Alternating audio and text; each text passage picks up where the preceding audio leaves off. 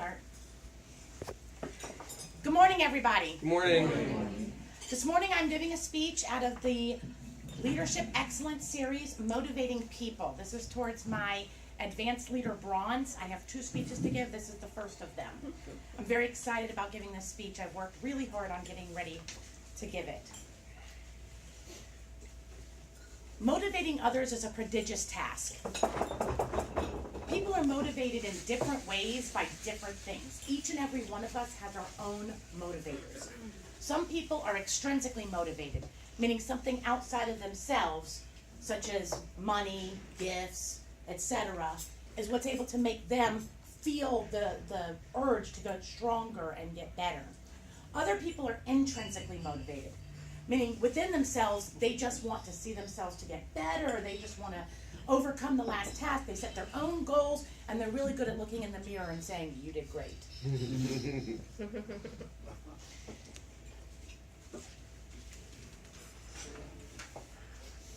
Before we can motivate someone, we have to understand what motivation means. Motivation is defined specifically as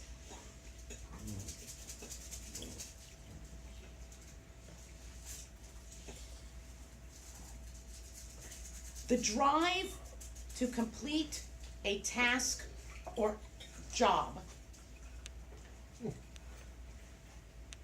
In order to feel that drive within ourselves, we must find ways to, in order to feel that, to drive that with other people, we must find it within ourselves to be motivated. We have to find what motivates myself so that I can motivate you. First things we have to do is understand others. Understanding others is an extremely important part. This is the empathy.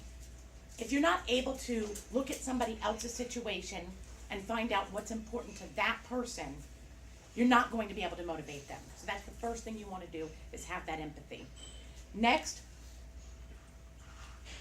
we have to create and maintain an environment which is suited, and I'm hoping I'm on the right one. Yeah. Okay, good. Create and maintain an environment which is suited to that motivation that is needed for each individual person.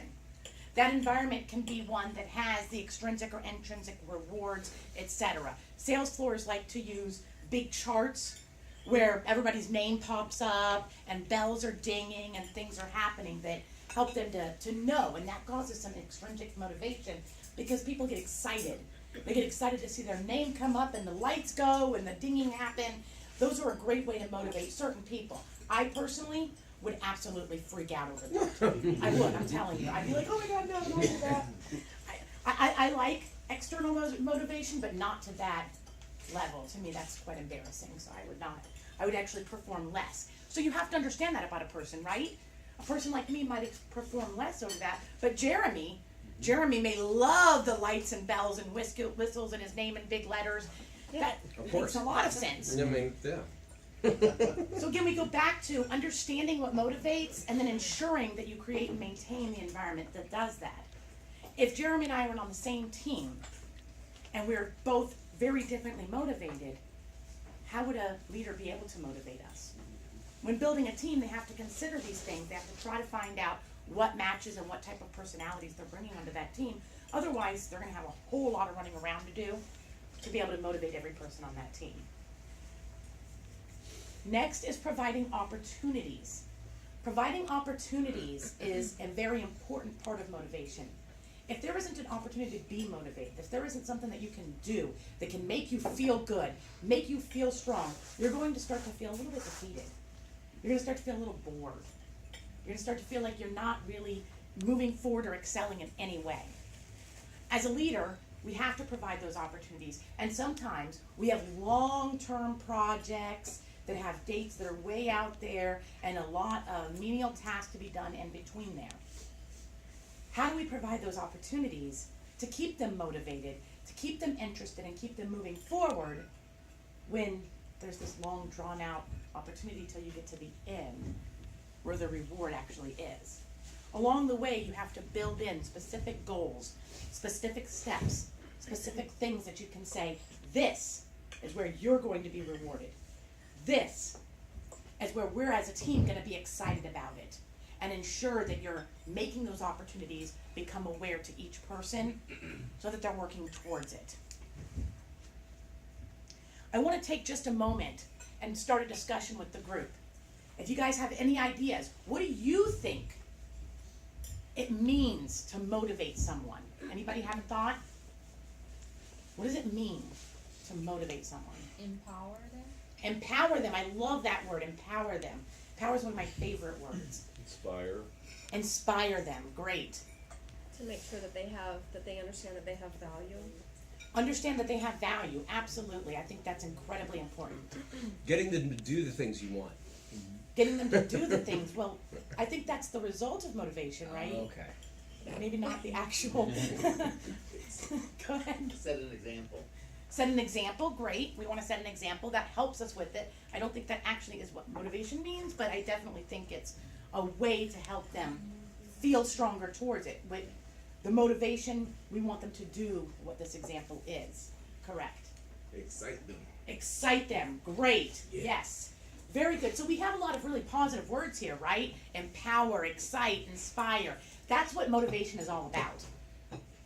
Most of the time when we think about motivating people, it's typically within a work environment.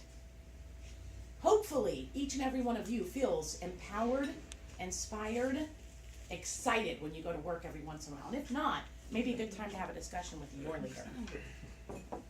What are some motivators? These are fun ones, right? What are motivators? What motivates people? There's 5. What? Okay, let's all say the top one. What motivates people? Money! Money, right. That's the very first one out there. Absolutely, money. We all know that. But sometimes it's not just about money. We hear that. Those of us who are leaders sometimes sit in meetings and our leaders tell us, it's not about money. And we're like, yeah, it is. But the truth is, it actually isn't. It is somewhat about money. You can't underpay or undervalue somebody's work, but sometimes it's not just money. People don't change for $1 an hour or $1,000 a year. That's too little. If there's other things going on and they accept a job that, let's say they make 50 and they take a job making 53, that's not a big enough pay change for them to have been like, oh yeah, $3,000 a year, $127 a week more. That doesn't really work that way. Which all gets eaten up in taxes, by the way, so it's more like $7 more a week. Oh, man. I know, that's terrible math. Stop looking at me.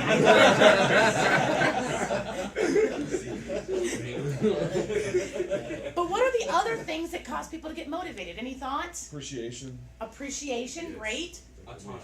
Autonomy. A lot of people are very motivated by having autonomy. Absolutely. Any other thoughts? Development, yep, being able to move forward, being able to gain more, understand more, absolutely. Any other thoughts? Recognition. Recognition, absolutely. There's public and private recognition. Private we call praise. Public is public recognition. That's what Jeremy likes. Yeah. Any other thoughts? Seeing where your work fits into the big picture that you matter. Big picture, absolutely. I think that's a very important one. I know for me, that's a huge motivator for me. How do I affect?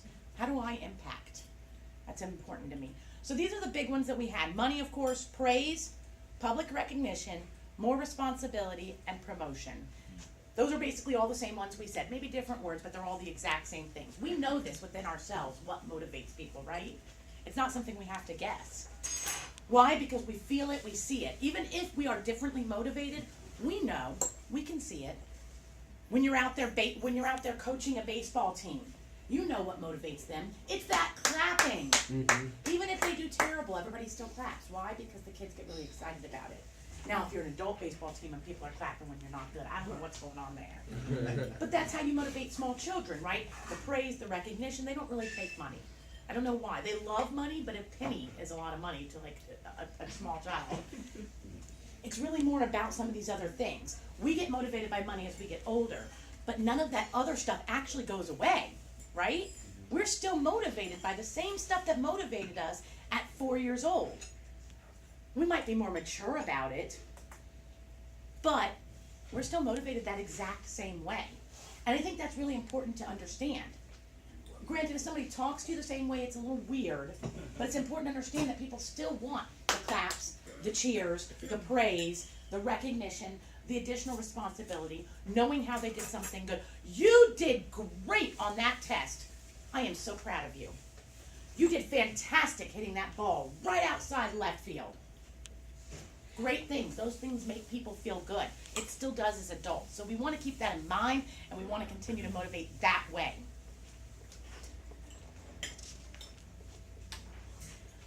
One of the things that we have to be careful with when we talk about motivators, all these great things on these wonderful ways of motivating, but what happens when you move somebody into something that is not a natural fit for them? That can be one of the largest motivators out there. As much as you're doing to motivate, if that person is not naturally acclimated to that specific situation, it's going to be demotivating, which means it's going to take a lot more work, not just these positive, great motivators, but a lot more. Just because somebody's not natural at something does not mean that they can't do it. I believe in the idea of growth mentality or growth mindset. We can work really hard. It's natural skills, intelligence, etc. What we're born with is only the start.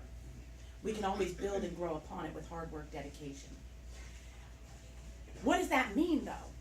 If somebody is not suited to something and they're working really hard at it, and you're giving bells and whistles to all the people who are achieving it, but they're not getting bells and whistles because they're not naturally suited and they're not there yet. That's a huge demotivator, right? That's something that can really make somebody go home and cry and consider quitting and not want to be a part of it anymore. It's important to encourage someone to find and use their natural skills. But if they're not naturally good at something, you can still take a step back and help them get there, right? How do we do that? First off, spend a lot more time with that person. It's very important that you take the time to help them, guide them, and encourage them. Second off, find what they are naturally good at, because even if they're not naturally good at this big thing, I bet there's something in there that they are naturally skilled at. Find that thing, focus on it, help them get there. And finally, the last part of this, celebrate small wins. You have to celebrate the small wins. If you can't do that, the big thing that they're not good at is going to overwhelm them. So take time with them. Find what they're naturally good at, the one thing, and celebrate the small wins. That's how you can overcome when somebody doesn't have the natural skills that they need to for this specific thing. We want to use appropriate recognition. Appropriate recognition comes from, one, recognize immediately. If you wait a month to recognize in a team meeting versus saying, hey, you did great in that meeting yesterday, they kind of lose it, they stop feeling it, they stop remembering it, and they start to actually become a little devalued. Because over that month period, they're going, why isn't anybody saying anything? What's happening? Those doubts start to come and they begin to feel demotivated. So make sure you're recognizing immediately. Reward only the desired behavior. People actually get stuck in a trap with this. That seems very logical, right? Well, of course I'm not going to reward things that aren't desired, but we do. We actually accidentally reward things that we don't actually want to see happen. Whether that's by giving them additional attention. You see it with toddlers a lot, right? They throw a temper tantrum, come here, let me help you. You're rewarding that. We do the same thing with adults. By giving them additional attention, putting them different things, we need to actually say, this is unacceptable. Which is the next part. Address the undesirable behavior. Rather than rewarding it, rather than saying, I want to help you get there. No, this is unacceptable and you have to change it. You want to make sure that you do that. Otherwise, you're not going to be able to use the appropriate recognition other places. And finally, eliminate obstacles. I tell my team that I believe that two things make success. One is knowledge, the other, a desire. My job as a leader is to eliminate obstacles and ensure you have the knowledge. If I can do that, then your job is to come forward with that desire and knock it out of the ballpark. In conclusion, we can all motivate people by simply taking a few minutes to understand them, to know what we're aiming for, and to make sure that we stay on path. Thank you.